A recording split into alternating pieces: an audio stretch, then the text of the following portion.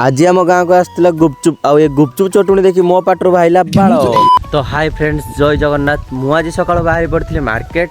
तो मार्केट जीवा टाइम रे आम गाँव को आसला गुपचुप वाला। तो ये गुपचुप वाला देखी मो पाटरू पूरा बाल सॉरी लाल बाहरी आसला। तो चलो जीवा गुपचुप खाइबा।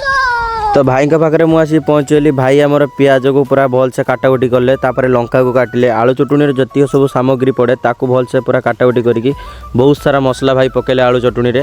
तापर भाई पकई सारा पर मसला पूरा रेडी हो गला। आम आलू चटुणी भी पूरा रेडी। तापर चलतु खाइबा।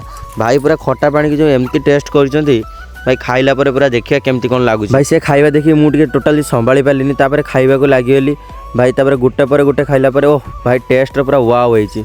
तापर खाइबार एत टेस्ट था। मु पुणी भाई के मागिली भाई आउटे दियो। मु पूरा जमती 3-4 दिन लाणी खाई नथली। तो सेमती खाई साला पर मो सांग भी थिला।